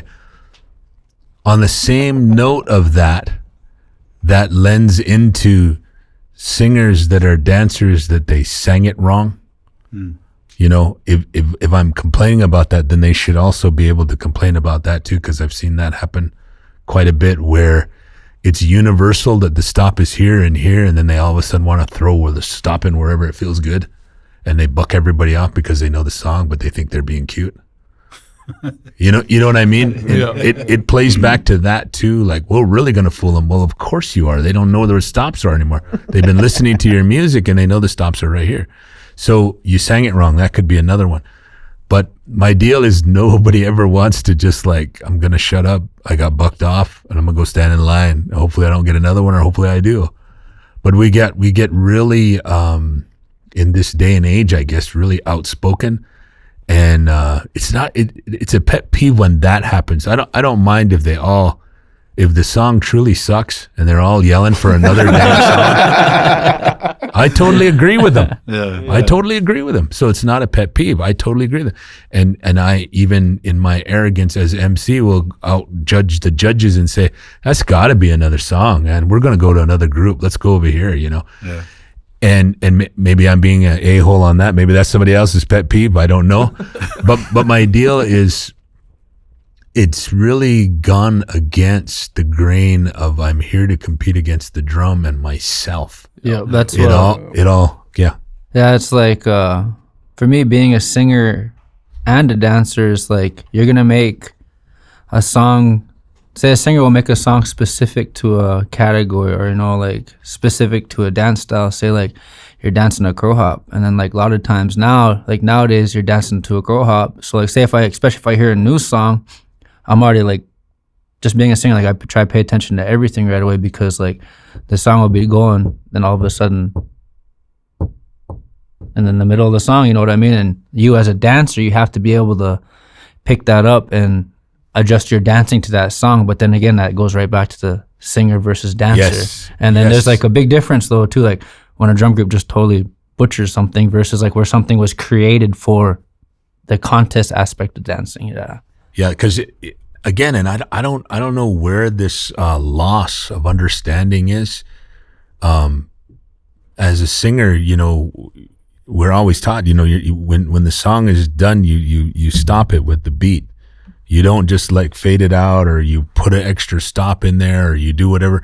It might be cute for the song that you're creating, but it's also detrimental to the dancers who were taught, once it stops, and you put that extra slide beat in there, or you put that extra, and all of a sudden you've actually done something that is detrimental to the dancers and not really making them like, man, I like that song, It's one of those deals that happens too, and especially in these different songs. So of course I'm sitting up there, and what little I know as a singer, and I know I turn to you guys that know a lot more than me, but I'll just sit there and I'm like, that stopped. Why didn't they stop?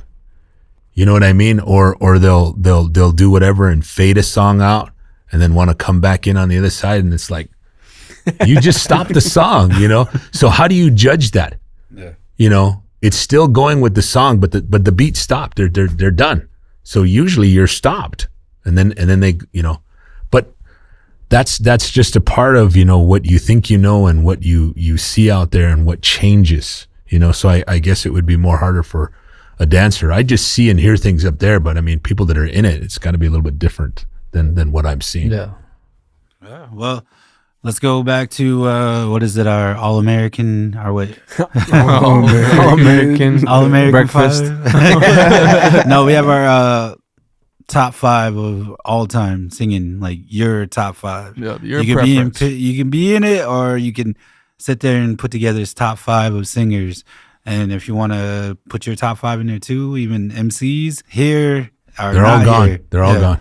So I mean, that's we look at it as a paying a tribute to Well, just your preference. to us guys though. as singers. Oh, okay. Yeah, if they're here or not, still go ahead and put them in there. Contemporary, All time. original, Your whatever. list. It's your So- list, man. My top 5. Yep. And And it could be whatever style, whoever your preference, who you enjoyed the most to hear. Your brothers don't have to be in it. Yeah. You don't have to put your dad. Yeah, Phelan boys your didn't even put uncles. themselves in it, so Yeah. put their own brothers in there. So I got bullied into throwing tones on there. So. yeah. I don't know, that's a for me personally, that's a tough one because I like to listen to a lot of older music. Like I listen to a lot of older powwow tapes that I've purchased, that I've found. Like I even have I've been lucky enough to listen to reel-to-reels and have actual vinyl records. So it's pretty tough, but okay. It's all on your preference, bro. Yeah. So like I said, I like a lot of the older stuff, like 70s, 60s, that kind of thing. So around that generation, maybe 60s, 70s, and 80s, like around there, like I'll just give one name. For example, is a wicked singer, wicked songmaker, still singing today, would be Francis Green. You know, has been singing for a lot of time. He's made a lot of songs, still making songs to this day. So he would be one of them. Then another older singer from that generation, I mean, pretty sure you guys have heard him before, but he'd be Pat Kennedy. Yeah. Yeah, he made a lot of chicken dance songs, that type of thing. And okay, shoot forward a couple years. Okay, so let's go 80s, That's two. 90s. Okay, one of them, he just passed away a few years ago, but one of them, I really looked up to him. When I first moved up to Canada, that's where I kind of start singing, because like around here at the time when I was a kid, like there was no kids around the drum. Like the drum just wasn't a place for kids. I mean, yeah, it's just weren't there. But anyways, when I first went to Canada and I started singing, I learned a lot from Arnold Pete. Like he sang with Red Bull, and yeah, like I said, I had the luxury of sitting down at the drum with him as a young guy and being able to learn from him as well. So was that 3? Yep. Okay, and then let's go. Should we go newer? It's up to you. It's up to you. If that's how you want to do it by decades, go ahead. all decade team. Okay. Gee, I don't know. That's tough. There's just so many good singers. No, for real though, there's like a lot of good singers, but I'm just to stay with the old school. I guess another singer that, yeah, just remember him from the old dance theater tapes. He's still around, still singing. Would be Arlie Neskahai and I think the White Eagle Singers, yeah, Navajo group. And let's go 5th one. I mean, gotta say Harvey Drever, man. no, Harvey's pretty good though. I mean, for Dang, not even for the, Nelson or Rylan or Mitch. for the round dance, I mean, like Your dad? Not even your dad? Not even me. Yeah. but I gotta throw Harvey in there. So Oh, It's a deadly 5. yeah, that's my 5. that's awesome, man. How about you, Lawrence? Singers? I don't know any singers. Well, just do MCs. Well, I have to go with Pete Coffey, the old man Pete Coffey. I the voice of Pete, not necessarily all that he said, but the voice. I was in my basement imitating his voice. I just love the way he sounded. The other thing about Pete was that he was a truth teller as an MC. And I think that's where we learned a lot of stuff from us, was with him, the truth telling and being brutally honest, even if it may cancel you or do whatever, you know. And so Pete Coffey would be my number 1 because that's who I emulated. The next one would be probably Jason good striker. Loved his wit. He had all kinds of stories. Professional hockey player, chief. Everything that he did. He had stories on stories of stories that he had stories of. And I just couldn't believe some of the stuff that he would do. He did a ceremony one time when we were, I think, in Gordon's, and it was the right to wear a war bonnet. And he got done with the whole thing, and then he said, now you have the right to do this. And I'm like, what? I'll try to remember, So I try to write all that down and do whatever. And I'm like, nobody's going to ask me to do that, But I was like, wow, because I was a part of it with him. The other thing was our interactions. He would play off my stuff. I would play off his stuff, whatever we'd say. And then we'd just crack ourselves up all the way through the powwow. He was one of the true Canadian announcers, get there late, leave early. So I learned that from him. But when he was there, he was deadly. Another guy that I got a chance to work with that was really, I thought, good, and he's a little short guy. Anthony Morningstar. He's out. He does the Pendleton Roundup for the powwow, and he's just a little short guy. I mean, he must have got 5'3", 5'4", but a voice like the Duke. John. I mean, he just had a powerful voice, and he's standing there in his You're not talking about Thomas Morning Owl. Yeah, Thomas Morning Owl. Yeah. Anyway, he was one of those guys. Didn't look like much of whatever, but he sounded powerful, man. He had a really good voice. That was 3. Is that 3? Yeah. I would say another one would be,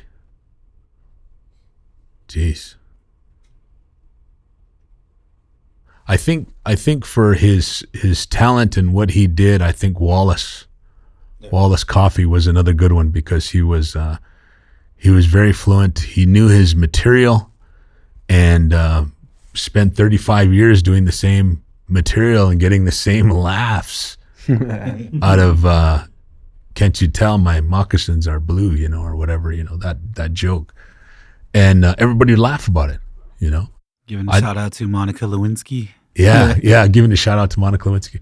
So I think those are the 4, and my 5th one,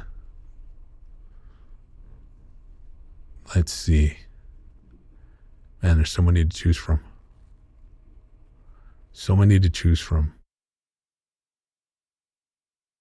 A lot of dead air. I know.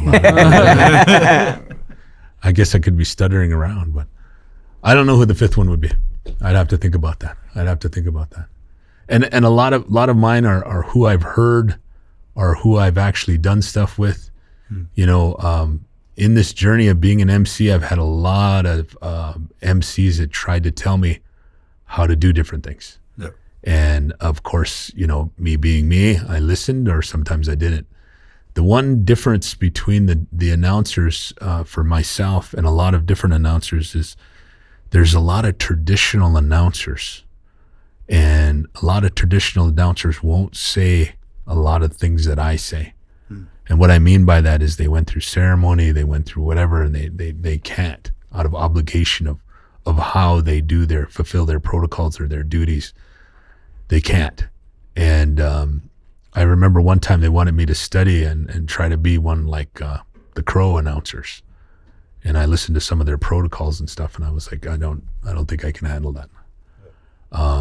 And not anything wrong with them, not anything saying anything bad, but I want to have the freedom to say or joke or whatever, however I deem appropriate or not appropriate in my style of how I do things. And a lot of them have the ability to be really good announcers. The thing that they cannot do, in a lot of our good announcers that you hear, they can't play off each other. They were meant to be a speaker and only. So in other words, these are my 20 minutes. Shut the hell up and let me do my 20 minutes, and I'll do whatever. And then you can do whatever the hell you want when you get on the mic, and not saying that's bad or good, that's just how they were, it's just, that's what you do. So I would do that. But a lot of these guys that I'm talking about were interactive, where they'd want to go off or have a conversation. So sometimes you'd hear me doing MCs with another MC that's not scripted. So with that gentleman Thomas, he was one of those guys. We did a play-by-play on a deal, and I was like, everybody's like, wow, how long did you guys practice that? We were just flowing off each other. So I like that kind of stuff, because for myself, even though I've been an MC for 25 years or more, I get tired of listening to myself. And I know that sounds funny, but what I'm saying is I don't want to hog all the air and talk about nothing. I'd rather talk about something and then play off each other and have everybody be like, oh, that was cool, or that was whatever, I never thought of that, and then move on. Yeah. I just never wanted to be one of these guys who go on and on about nothing, but sometimes that happens, sometimes that doesn't happen, but you just try to move forward with whatever the capabilities of whatever is. So like in Denver, I always feel like he does the straight man stick where he's straight whatever, and then I'm over here goofing around with this and saying junk about this and doing stuff. Doing the wave, goofy stuff, that just comes to me in the minute, or I thought about it, or, this past year, my whole deal was I got him to do it, and then I had them turn their lights on. That just came to me in the moment. I didn't even think of that. I was just like, let's throw that out there and see how that looks, So that's what I mean with a little bit different. And then also, JT, working with your dad, he was more or less the traditional straight man. He had a lot of jokes and stuff too, but my deal was there was always teaching when I was with him. I always learned something when I was with him, and I really appreciated him for that. And there was all kinds of different ones that wanted to teach, and there were some that just didn't even care if you were sitting next to you or not. That is just how it goes sometimes, because I was a lot younger getting into that business, and so like a lot of them probably thought I shouldn't have been there, and maybe they still do. I don't know, that's their opinion. But I tried to do whatever I could. I tried to do whatever and talk to and be straightforward with a lot of guys. I had a lot of different MCs say to me, you don't know what I've been through. And then here you are doing this. And then they said, my dad was an alcoholic and I grew up on a ranch and I did all, and I'm like, wow, that's the same thing with me. My dad was alcoholic. I grew up on a ranch. He was about 10 years older than me, but then I just had a different way of looking at it. I wasn't holding it in. I wasn't trying to make the world bad or look out for this or look out for that. I was just like, hey man, let's just have a good time. Let's just be okay and be positive as best we can, or be not positive, because in this world now, if you're positive, you got COVID. So be more enthusiastic or uplifting. You know what I mean though, right? I'm just trying to do that. Sometimes it's offensive. Sometimes it's not, and it's all in how you take it, but this world that we live in now is a little bit different than when we started, because of the holiness to be politically correct or to be woke, Yeah. And I don't fit in that sometimes, because I say white people, and then people say, oh my God, how did you say white people? Why would you? And I'm like, well, they're all white people. Maybe they're Scottish or German. Do they identify? I don't know. They haven't told me. But to me, they're all white people. Just like the white people look at us and we're all Indians, even though we're all different tribes. But see, in the woke culture, they don't like it when you throw it back at them, but they sure want to put it forward. Yeah. So my deal is I'm just throwing back at you what you've always thrown at me. That's all I'm trying to do. And some people can't handle it. But so I get in trouble for stuff like that. And is it wrong? It's just your perspective, So Exactly. Well, I got a question for you. Oh, we got another question. Yeah. We're going into double overtime. You ever show up to a powwow half lit to announce? I have done that one time. I know a lot of announcers, they need to be a little, yeah. I did that one time and I wasn't half lit because I was still going. I think I was still hungover the night before. I don't think it was drinking and whatever. And I believe in that famous mess up, I said the American fag. We're going to go and sing the American fag song. And I was like, what? And so then I realized early on that, maybe I shouldn't be doing that. But it wasn't lit to be there to do whatever, because I'm fine doing whatever. But it was just the night before, so you learn to either party on the night of the end of the powwow, or not party at all at powwow. So I learned that younger And I had done, I think this twice. I've been accused of 3 other times, but that was not true. Allegedly. Allegedly. Yeah, because I know a lot of like even like Good Striker. He would. He'd have to take a nip, or he'd have to start out with whatever. And yeah. Just dealing with people. Yeah, I bet that would probably relieve a lot of stress. Well, I want to say thank you for coming on, you and Junior, and this has been a treat for us guys. Yeah, it has, because it's a different point of view. We don't get to see the announcer side all the time. So yeah, and people out there definitely will enjoy listening to this, because it's just different perspectives that we're trying to highlight, and we're trying to show everybody that things can be positive if you let it. You can learn if you're open to it. The other thing, JT, and the rest of the crowd here is I've listened to you guys before. I really liked your deal with the 100 and the 50 and the kind of like fantasy powwow for singers and all that. I enjoy all of it. The only suggestion that I would have in this world of people getting butt hurt and being left out, it's not to exclude, it's to include. And the other thing is, it's the opinion of you guys here. And I told JT this, if we got 5 other guys that were from down south, or it would be a different group of singers. It's exposure. It's all these different things. And I do like the idea of you guys coming together. I do like the idea of it coming out and having other people. Changes is what changes in a positive way for the arena. And I think this is one of those deals that kind of, and when I heard it, and I don't mean no disrespect, I thought, oh my God, you guys are creating fantasy powwow singing. and I thought about it, and with JT's connections, I thought, if you had those groups, those 10 groups, and they're named or they're not named, and the music that they create, and if it's put on your medium, how each of those singers may at one day get some residuals or something, I think that's awesome. I mean, we need to turn the corner. Instead of getting 2 cents for every album sold or whatever, unless we're producing it or making it, we need to get paid, and how do we get paid?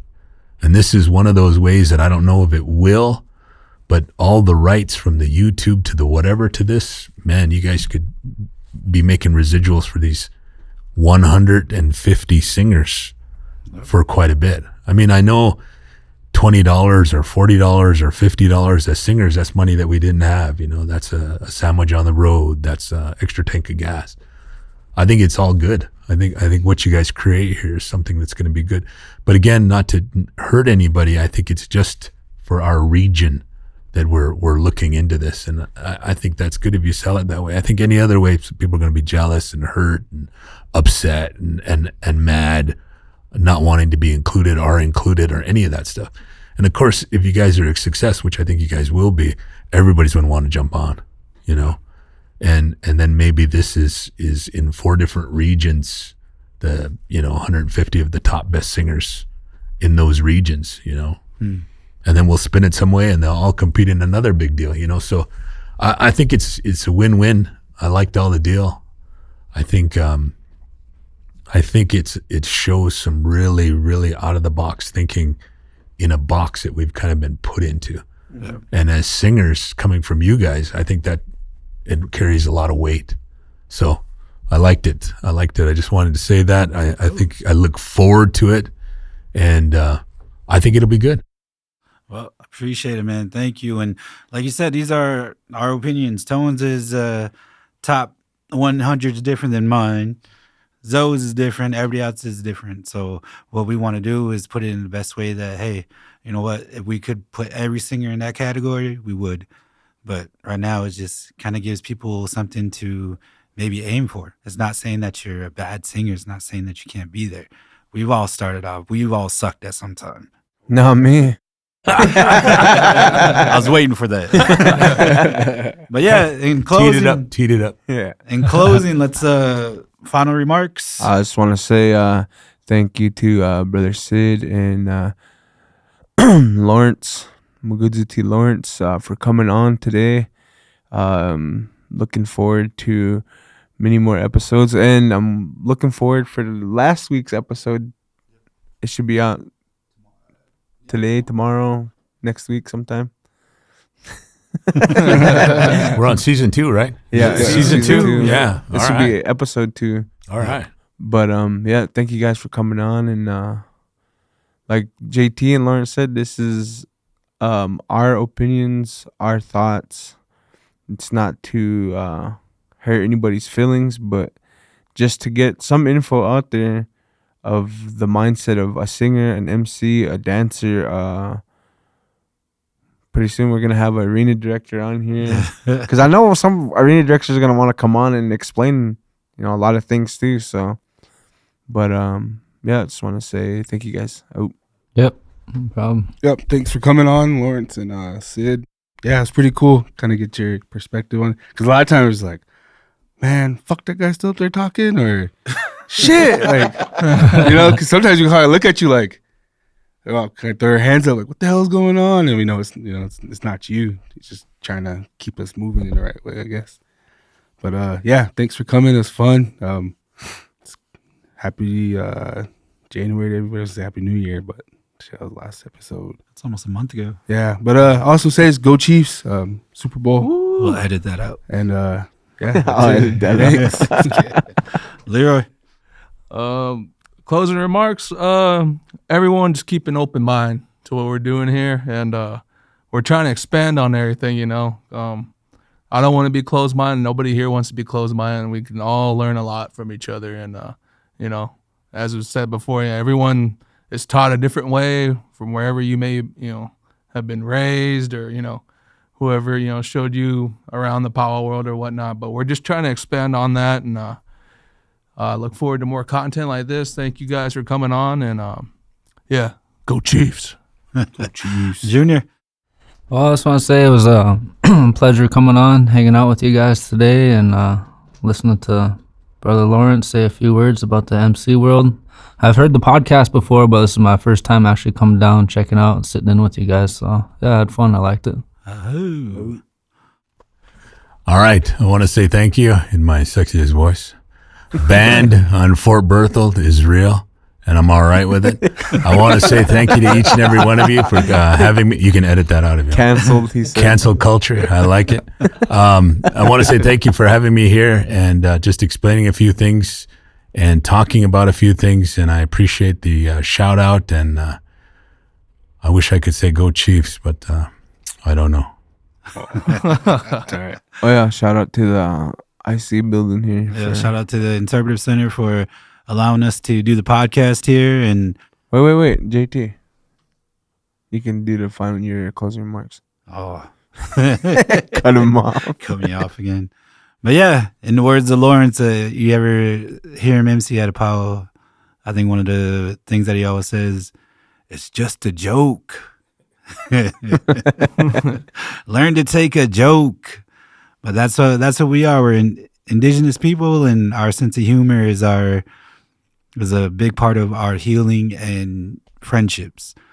So with that being said, thank you all for listening, and we'll catch you on the next one. Ahoo. Doke Shaw, Black Hills.